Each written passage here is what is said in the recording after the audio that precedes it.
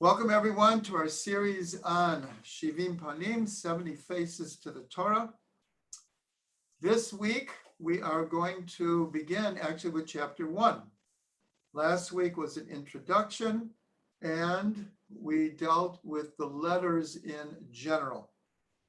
Just trying to understand the fundamental role of the letters. And the whole first section of 70 Faces, for those who have the book, you'll see that there are 14 different chapters about the letters. So today we're going to start with the shapes of the letters. And we're going to pick out a number of them. Some of them appear in the book and some of them don't. Many of the classes will have material from the book, but always with additional ideas. And sometimes we will have, I raised the volume. Someone asked to raise the volume. And sometimes we'll have information material that's not in the book, but is appropriate for what we're learning. So the shapes of the letters is what we're going to do tonight. And we're going to start with the first letter in the Torah, which is a letter Bet. And here we'll see these phrases are taken from Rav Ginsburg's books on the letters, where it says that the Bet represents purpose, God's dwelling place below. In Hebrew, it's Hitaveh HaKadosh Baruch Hu Liyot Lo Dira B'Tachtonim. So this is what a Bet looks like. And we're going to discuss an incredible phenomenon. An incredible phenomenon is, according to the Zohar and the mystical tradition, the Torah is written black fire on white fire. What does that mean? The letters of the Torah are the black fire, and the white is the space around the letters, or sometimes in the middle of the letters, which is the parchment. And according to Jewish law, no two letters can touch each other. There must be the white parchment, or here we'll call it the white fire. Every letter stands on its own. They can't run into each other. So here we have the first letter of the Torah is a large letter Bet. And of course, all the letters in the Torah are written in black on the parchment. So black fire on white fire. So we have a phenomenon with another letter, and that is the letter Peh. This is what the letter Peh looks like in the Torah. And you'll see this is the only letter, I hope people can see this, that there is a Bet inside of the Peh. In other words, now this is a picture, but it's inverted. Usually you'd have white, and then this would be black, and the inside of the letter would be white. This is just inverted. So in the Torah, you'll have the black letter conceptually within the letter Peh. Now, as I said, this is the only letter that has a letter inside of a letter. We will see with the shapes very soon that many letters are made up of a construct of either 2 or 3 other letters that make it up, but not inside. So the question is, what is this teaching us? What is this teaching us that within, again, the letter Bet, the first letter of the Torah, there is a conceptually a white space around it that is a mouth. Remember, Peh means mouth. So here we have the tradition that God creates through speech. The first example is Vayomer Elokim Yehi Or, Vayehi Or. And God said, let there be light, and there was light. In other words, through God's speech, creation comes into existence, into reality. And we know from a human level, a human perspective, that our speech can create relationships or destroy relationships, create worlds or destroy worlds.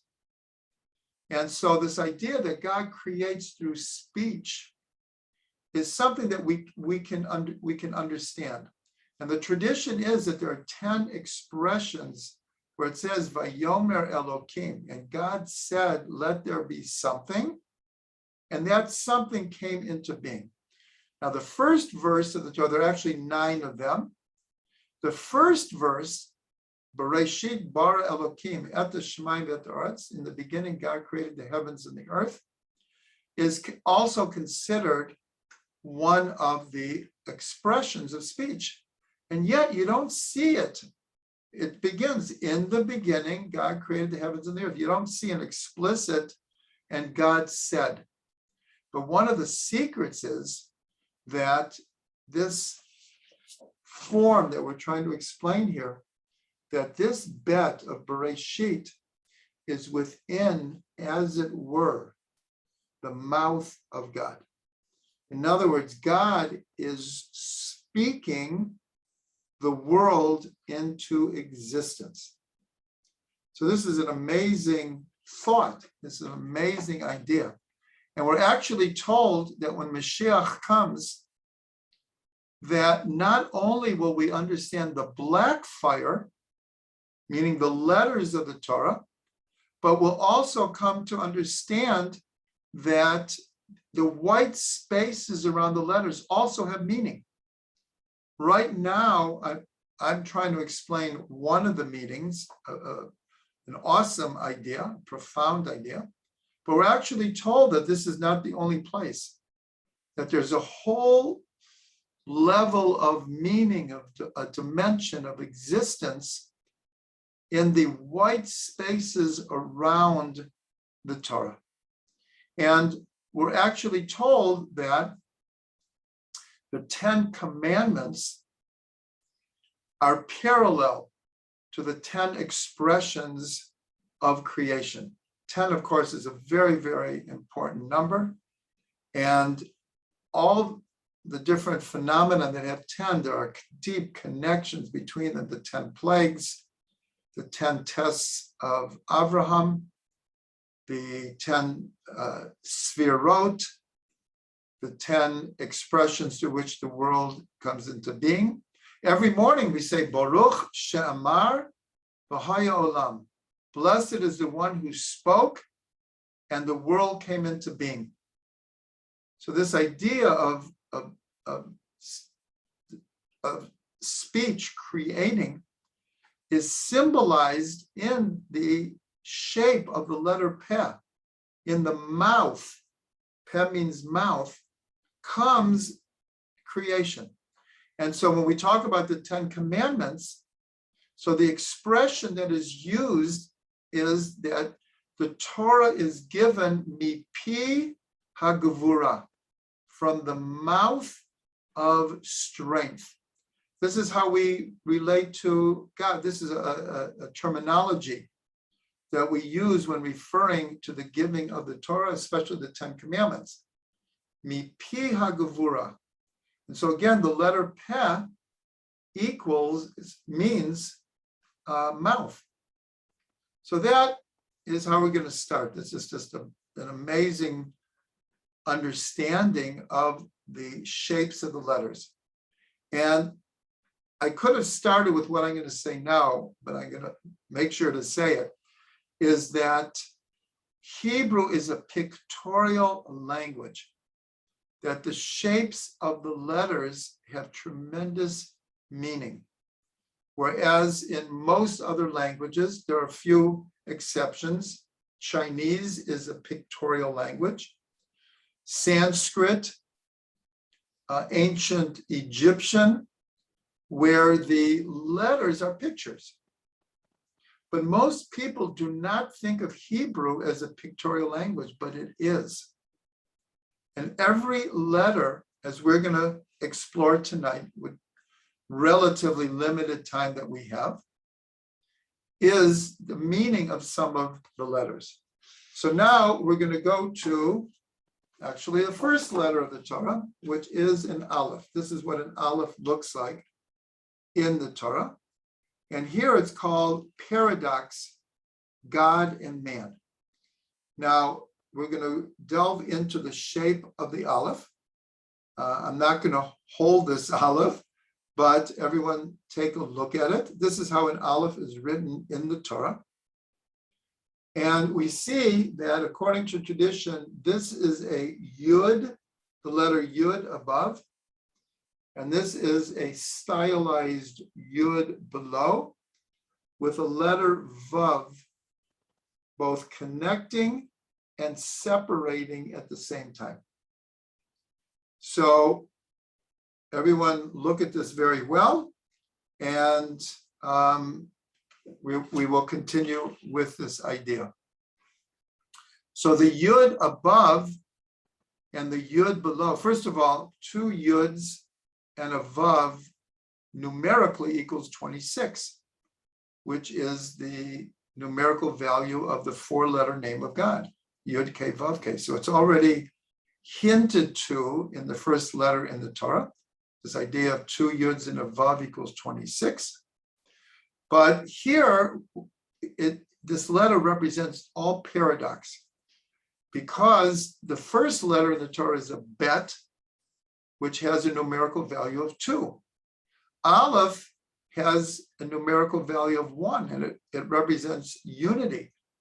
That's why the word echad, 1, begins with an Aleph, because the numerical value of 1 is Aleph.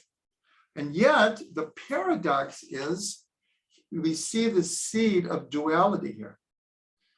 The Yud above and the Yud below is now going to represent all duality.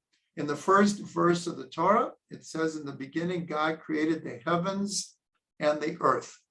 So the Yud above are the heavens, and the Yud below is the earth. The Yud above represents God, and the Yud below represents Israel and humanity. The Vav connecting them is the Torah. What connects us to God, what connects God to us, is through the Torah. The Yud above is spirituality. The Yud below is physicality. The Bet is the duality. What we're pointing out, though, is that in the oneness of the Aleph is already the seed of duality, because the shape of the Aleph, you could look at it as representing it's all one shape. But because you have this above and below with a line between it, it represents all duality. So that's the paradox. The letter Aleph, its numerical value is 1, but as a word, one of the meanings of the word Aleph is Aleph, which means 1,000. And in the Torah, 1,000 or multiples of 1,000 are the largest numbers that are mentioned. We don't have millions or billions or trillions or quadrillions in the Torah. Sometimes you have a score of thousands, but 1,000 represents plurality. So here you have the paradox in the Aleph, the shape of the Aleph, that it's 1, but its shape is the seed of all duality that will come into the world. We also have on the second day of creation, it says that God separated between the upper waters and the lower waters and put a firmament in between. So symbolically, this is the upper waters, These are the lower waters, and this is the firmament in between. Now, the firmament separates the upper and lower waters, but it also connects them.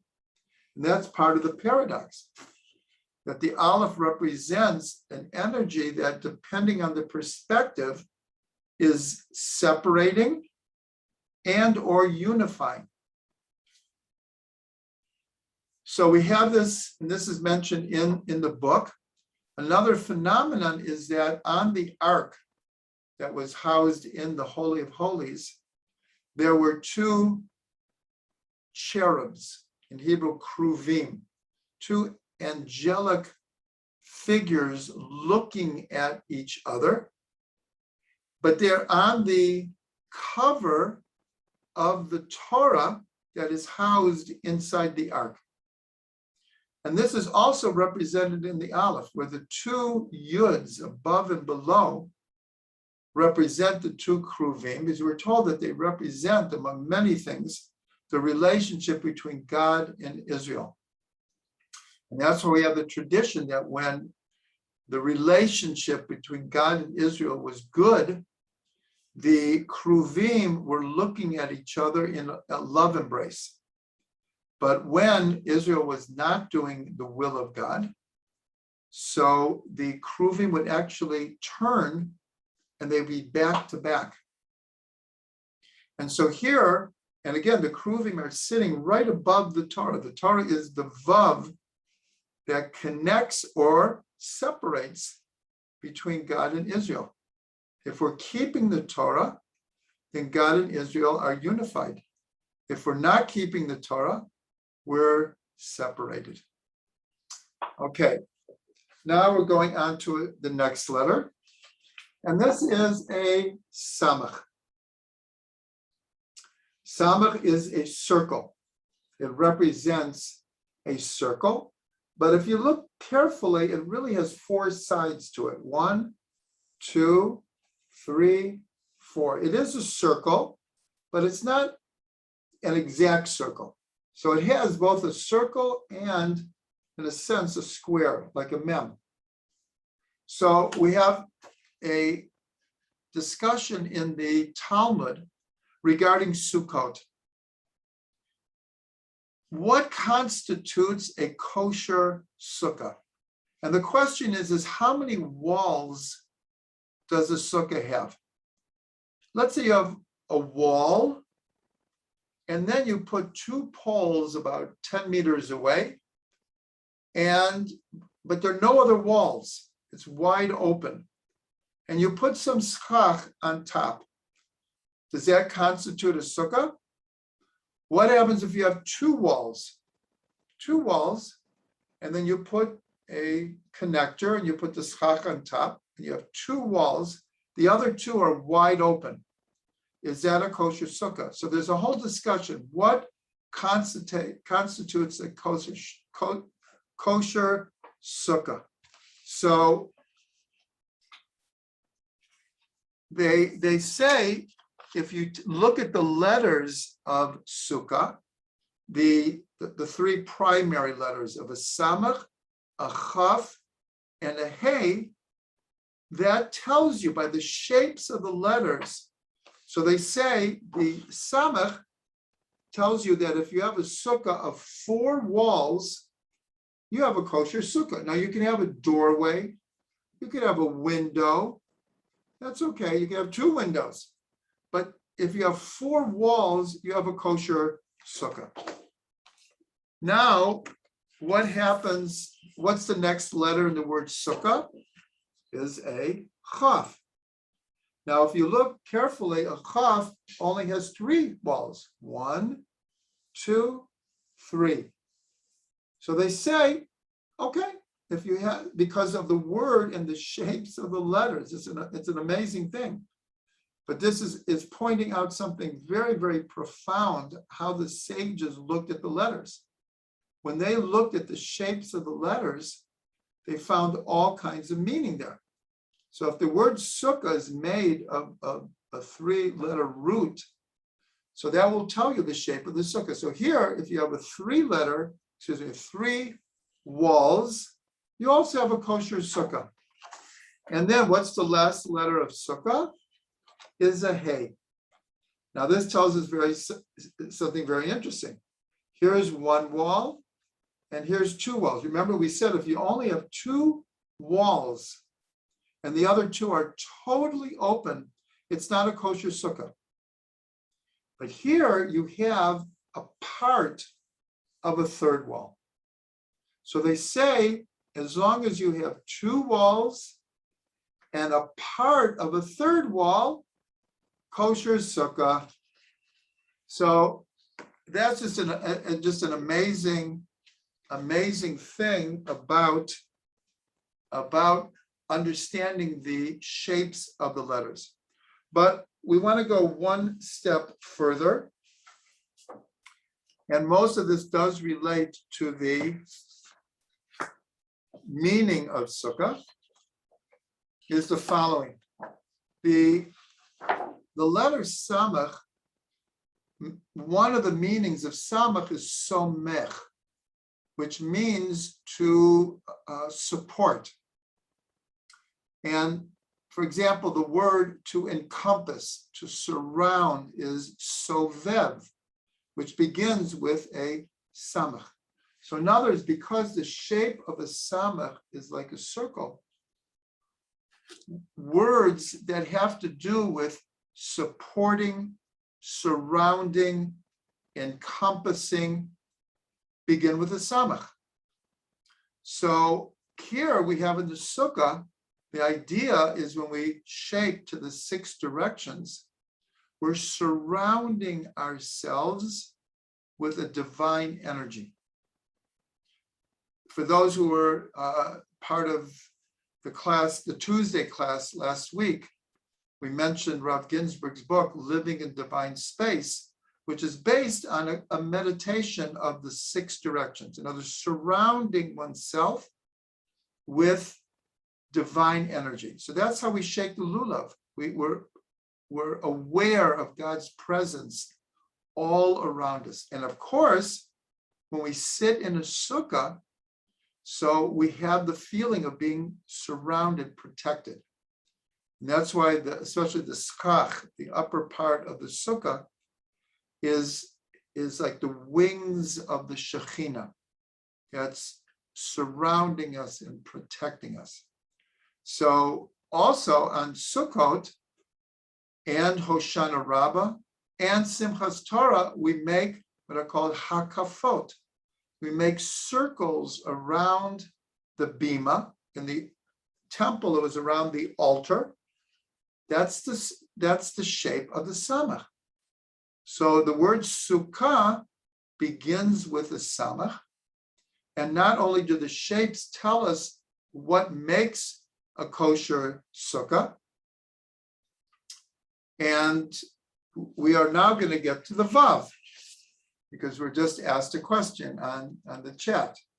So the next word in sukkah is the vav. The vav is the number 6. So that obviously represents shaking the lulav to the 6 directions and dwelling in a sukkah, which is a cube. It is the space that we're in, a 6-sided space, 4 walls, the schach, and the floor.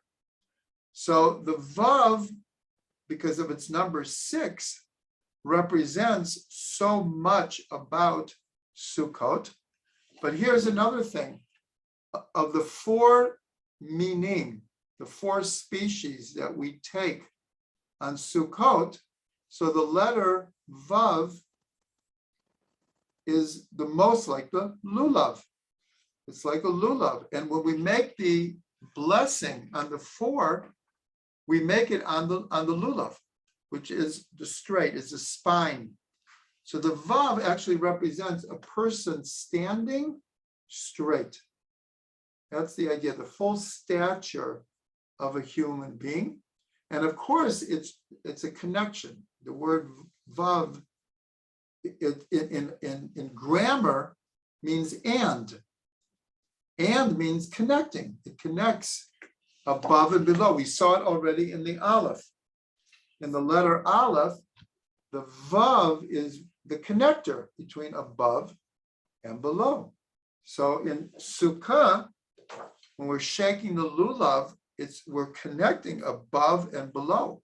We're connecting all the directions. Everything is being connected together.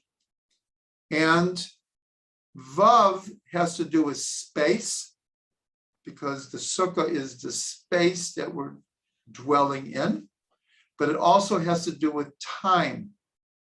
As we've mentioned, that when you put the letter Vav before a verb in the Torah that's written in the past tense, we consider it being a future. We translate it in the future. If you put the Vav before a word written in the future, it transforms it to be understood in the past. So the letter Vav connects time and space. For those who have been coming to the Tuesday class, hopefully you'll appreciate that. Because last week we spent a whole class understanding space and time and the unity according to the Torah. The next letter in Sukkah is the Khaf. We already saw the Khaf.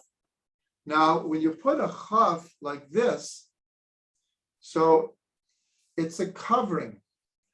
That's why a kippah begins with the letter Khaf, and the letter crown, keter, begins with a Khaf, because the shape, even when it's turned like this, also represents a surrounding energy. And then the last letter of Sukkah, this has less to do with the shape of it, but the number is very significant, because we talked about Sukkot, especially through the Vav, is connecting time and space. When you really think about it, there are actually 5 dimensions. According to the Sefer Yetzirah, we have Olam, Shana, and Nefesh, space, time, and consciousness. So we have 3 dimensions of space, 1 dimension of time, and 1 dimension of consciousness. That we're not going to get into right now, but as I mentioned, if you just Google the role of human consciousness in quantum physics today, you will get scores of websites showing how the exploration of human consciousness as a defining factor of reality is really the cutting edge right now of quantum physics. But also during Sukkot, if you remember, at the end of Hoshana Rabbah, which is the last day of Sukkot, we take 5 aravot. Remember, the letter Hey equals 5. We take 5 aravot and we hit them on the ground 5 times to represent the end of the judgment that began on Rosh Hashanah and Yom Kippur. And the first stage of the judgment was in the 5th prayer of Yom Kippur. So the letter Hey in Sukkah has many, many different connections to Sukkot and Hoshana Rabbah. And of course, we take the Arba Minim and we hold them in our 5 fingers, all these different connections. Okay, now, this is almost like Mission Impossible to try to do all of the letters in one session. But the next letter we're going to do is a Mem. And Mem is the letter of Mayim. Here it's called the fountain of wisdom.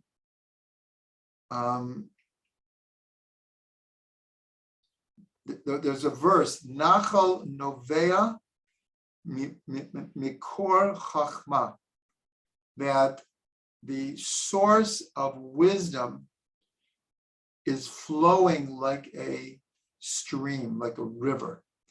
Nachal novea makor chachma. So the mem has to do with water. Of course, the word in Hebrew for water, mayim, begins with a mem and ends with a mem. And in between, there's a yud, a small letter yud. The letter yud, as we're going to see in a second, is the smallest of the letters. Here, it maybe looks big, but it's the smallest of the letters, and it's the only letter that kind of hangs in midair. All the other letters are connected to there are no lines in the Sefer Torah, but in concept, it's written in a straight line. And all of the letters are connected to the line, except the yud.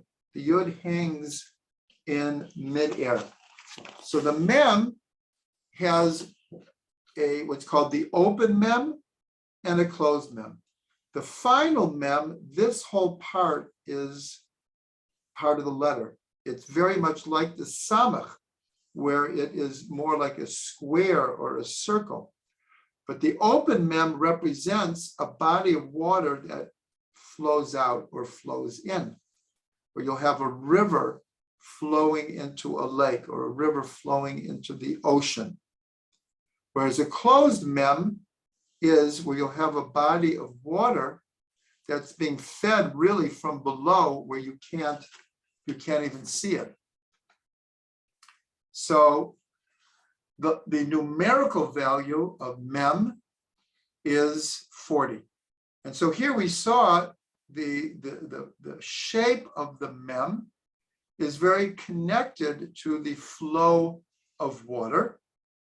The word for water begins with a mem, ends with a mem, and the yud, I didn't mention, are the individual drops of water.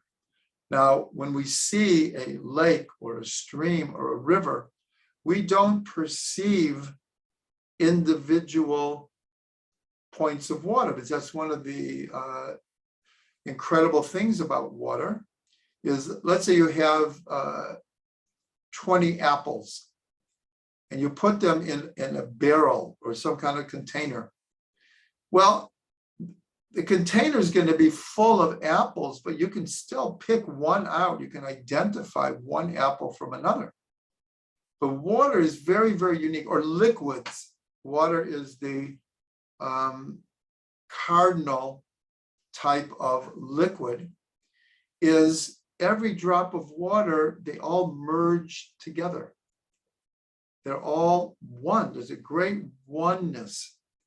So the amazing thing is that a mikvah, which is the place of ritual cleanliness, a purity, not cleanliness, that's absolutely not the right word. It's purity, it's ritual purity.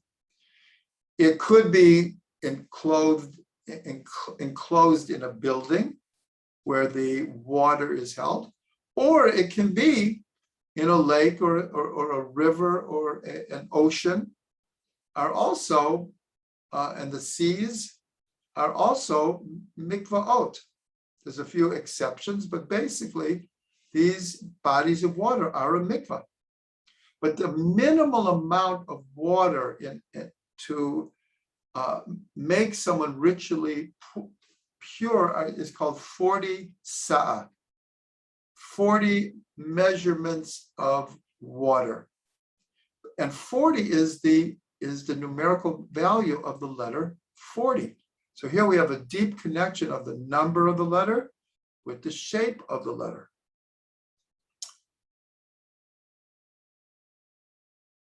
And since we just finished Parshat Noach, and I did mention, mikvah begins with the letter mem. It's connected to the water. Here, actually, many places have mem before them, and it means the place of. So mikvah actually means the place of the gathering of water. A mikdash, the temple was called Beit HaMikdash. Mikdash, the mem means the place of kadosh, of holiness. A hotel is called a malon. It's the place where people lon, which means to sleep. So the letter mem, of course, has many meanings on many different levels, but here it's connected to places of water, streams, lakes, oceans, springs. So the places of water begin. So like mayim, there's mem and then yam, individual drops of water in a place that you can actually, they're enclosed. Okay, we have time, hopefully. And I have to say, I'm not explaining the full meaning. To be very, very honest, if we took the letter Aleph and just dealt with its shape, it would not be hard to have a whole half-an-hour class just on the Aleph. David just says the Mabul begins with a mem because it was water, and how many days did it rain, and how many days and nights did it rain? 40. So all these are connected. The 40 sa of water in a mikvah. Makom itself begins with a mem because mem is the place, and depending what the other root word is the place of.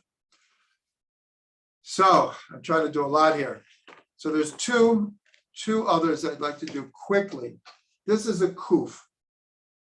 Now the kuf is, according to tradition, is made, this is actually a khaf, even though it doesn't go all the way, but it's considered the letter Khaf. No, excuse me, I made a mistake. It's the letter Resh. A Resh usually looks like just this without this part.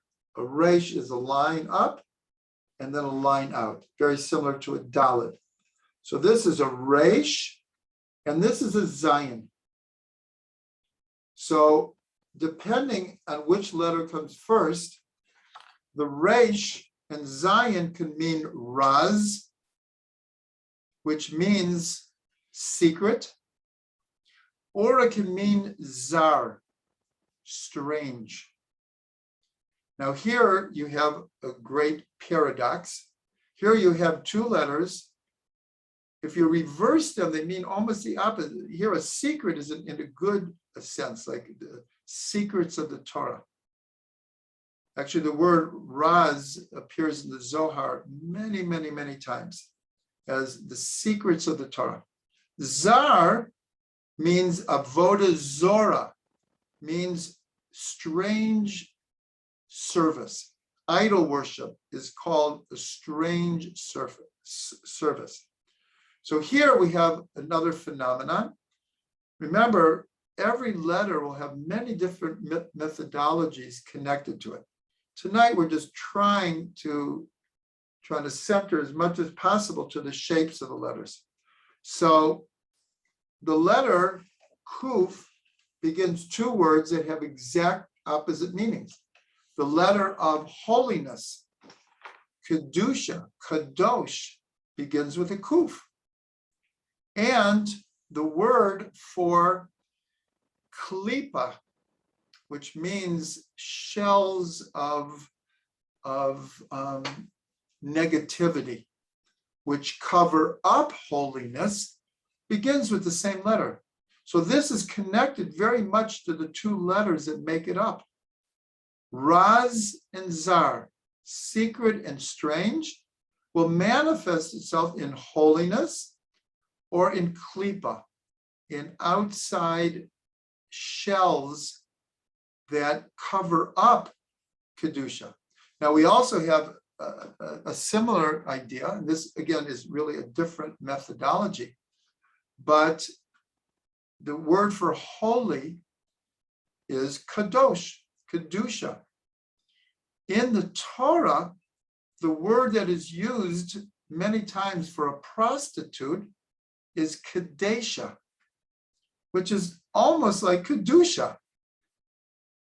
But it's just telling us how subtle the difference can be between holiness and not so holy.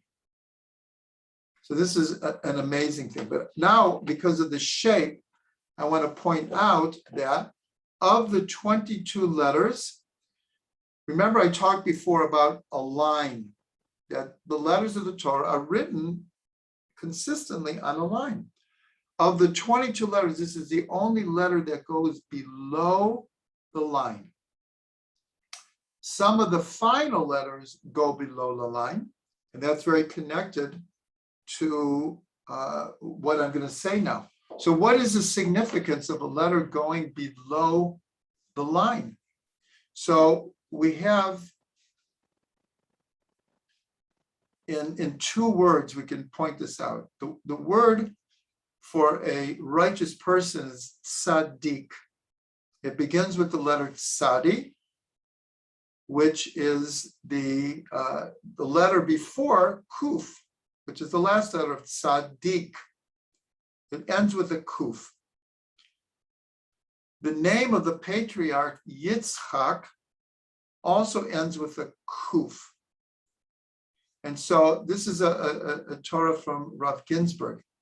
Is what's the significance of the letter kuf being the last letter of tzaddik and Yitzchak?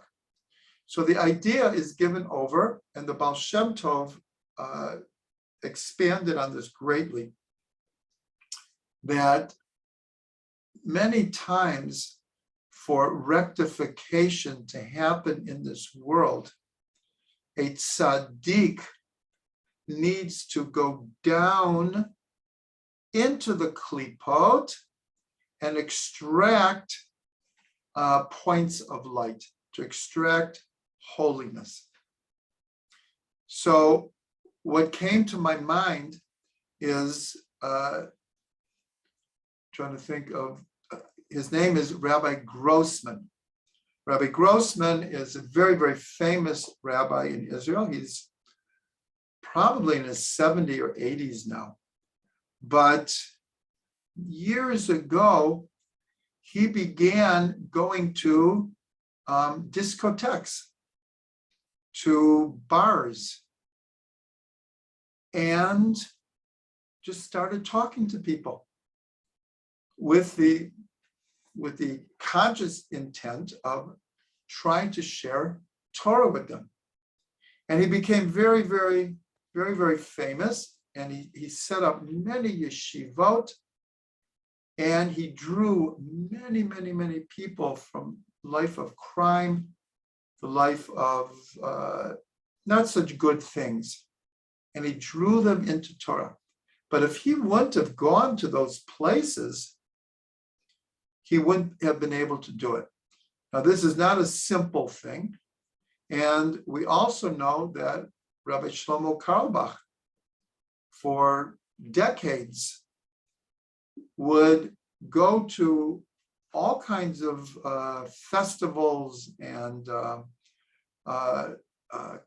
concerts, and in those days were called holy man jamborees, where you'd have representatives of many, many different religions and cultures. And he would go to ashrams. And it was very, very controversial. It was very controversial. But the proof is in the pudding. Reb Shlomo was able to draw out of many of these places where people had either never been exposed to Torah and Judaism, or had been and had left it. And he quite literally, like Rabbi Grossman, brought thousands and thousands of people back to Jewish observance. So this is represented in the kuf, the idea of going below the line.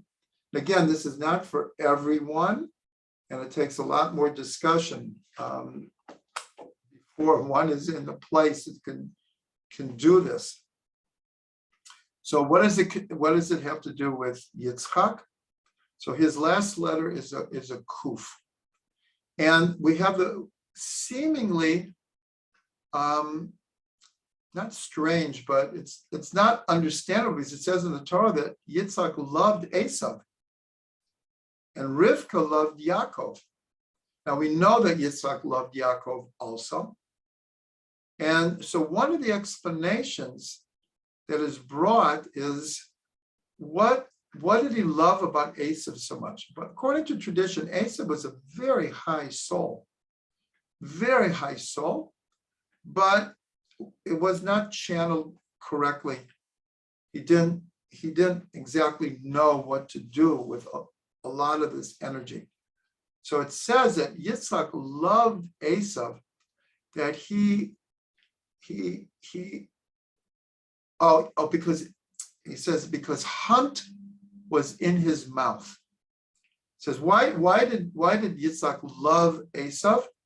Because hunt was in his mouth. And so it's explained that Yitzchak was also hunting, just like Esav was a hunter. Yitzchak was hunting in the depths, as it were, going below the line of who Esav was, hunting for the sparks of holiness that he knew were there. And they say, well, what are these sparks of holiness that he was trying to redeem?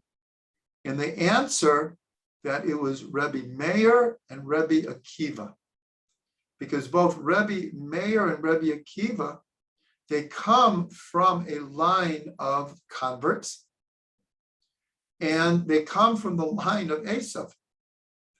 And Yitzchak perceived there was something very, very deep about Yaakov, but he had to go down into, as it were, the depths of the soul of Esav, the Kuf, in order to try to extract those points of light of holiness. So that's a very, very deep understanding of the shape of the letter Kuf, of many, many explanations.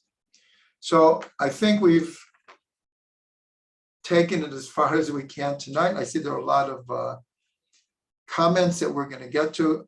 Let's end with a blessing that, first of all, just very, very simply, is to start looking at the Torah in a completely different way if we weren't aware that every letter and the shape of every letter is instrumental to understanding the word itself. And of course, it hides many, many, many different levels of meaning. Tonight, we took 5, 6, 7 letters, and we tried to show how the shapes of the letters manifest themselves on many, many different levels. So hopefully all of us will continue searching for the deeper meanings of the Torah found in all 70 faces of the Torah.